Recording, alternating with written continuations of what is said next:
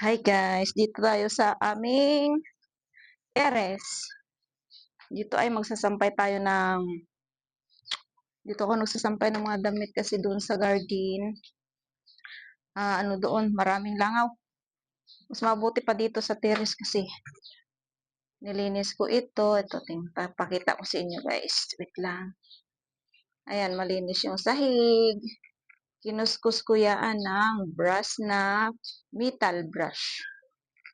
Kaya malinis. Yung dingding na lang yung hindi ko nakuskus. Oh. Dami, maraming lumot. Matigas na yan. Pero kapag ulan, makukuskus ko yan. Walang bagyo ngayon kaya hindi tayo makapagkuskus. Kaya yung sahig yan, yung nilinis ko dyan, ang linis-linis. Oh. Pakita ko sa inyo dito, yung aming garden. Garden ni Bianan. Doon sa baba, dito ko sa taas. Doon. Yan, may tanim akong kalabasa dyan. Yan, yung kalabasa na yan. Diyan ako nagsasampay sa garden. So, dito ako sa taas. Kasi maganda dito. At saka, ang aking buhok. Oh. Sinsya na kayo sa aking buhok na tumitindi na yan. Dito ako malapit sa active. Oh. Ayan, maraming amag. Oh. Tapos, dito sa pader ng kapitbahay namin. Yan. At least, kinukuskus ko ito. Yung nasa baba lang. Yan, hindi. Kukuha lang ako ng sampay. Ng damit sa sampay natin. Sasampay ako guys. Usog muna natin dito. Yan.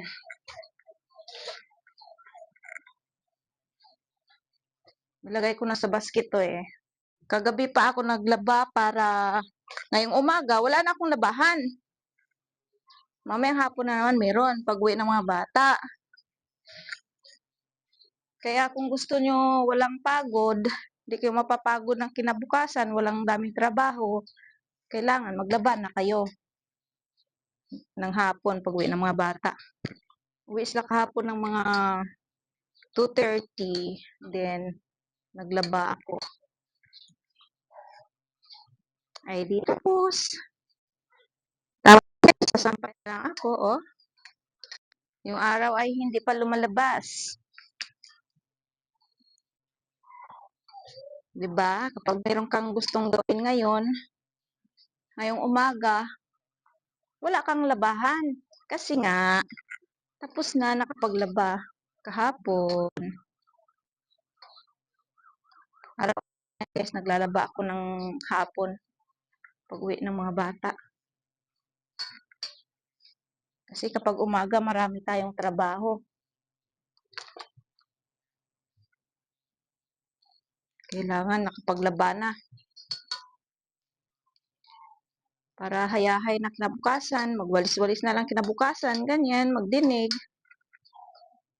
Ganyan sa bahay kung anong gusto mong gawin.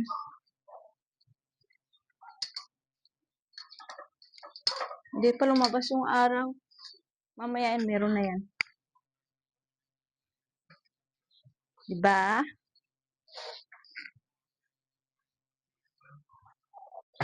Nag-iisang panty.